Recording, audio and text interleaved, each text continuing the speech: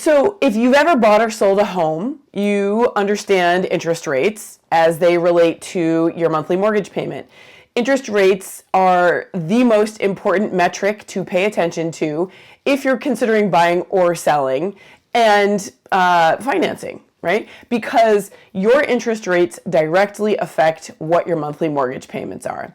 So, what is a VA assumption? A VA assumption is something that's very important to understand in an economic period when rates are trending on the high side. Now, historically speaking, rates are still not technically high, but because we saw such low rates during the pandemic, we still consider 5 to 5.5%, which is where we're currently at, to be a bit high. And so if you are a buyer and you're thinking about interest rates, it's important that you understand what a VA assumption is. Assumption is when a VA eligible home buyer assumes a loan from a VA homeowner. So what is that, right? So the most important part of that is the interest rate. So you're inheriting a seller's interest rate. You, I'm sure, have heard of people who purchased homes during and after the pandemic at 2%, at 2.5%, at 3%, rates that are exponentially lower than what you can get today, thereby increasing your affordability tremendously. So if you are VA eligible and you're interested in a VA assumption, here's what you need to know. You do not have to technically be VA eligible, but it is more desirable from a seller's perspective to sell to a VA eligible buyer because then they are not forfeiting their certificate of eligibility.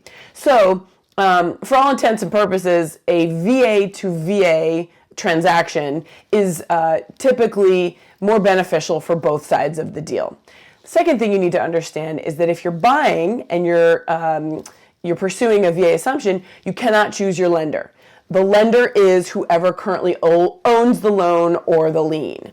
So you can't go out and pick the lender that you've worked with before that you really like. You really are at the whim of whoever owns the loan. And that doesn't mean you're working with the originator of the loan. It could potentially have been sold to a different loan servicer. And so you're dealing with whoever currently owns the loan. And in my experience, there are some loan servicers who are much, much better at servicing a loan and doing a VA assumption in terms of timing. So that's the third thing to understand about a VA assumption, is that you want to throw your ideas of a typical real estate transaction out the window when it comes to an assumption.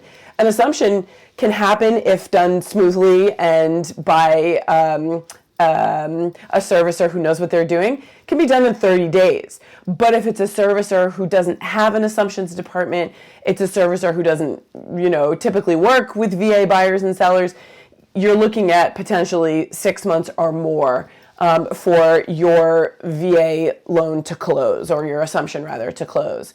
So for those of you who have time constraints, assumptions maybe aren't necessarily the best idea. Now, these are just 3 very basic introductions to the idea of a VA assumption. If you have more questions, please, I encourage you to reach out. Leave a comment here, send me a message. If you're an agent who's thinking about doing VA assumptions or trying to do a VA assumption, or you've got one in the pike and you want to know some things, please, I encourage you to reach out to me. I've done quite a few of these, but I do feel like it is a bit of a hack in terms of buying or selling a home, because it can be a wonderful benefit for home buyers. Thank you, and I hope you have a great day.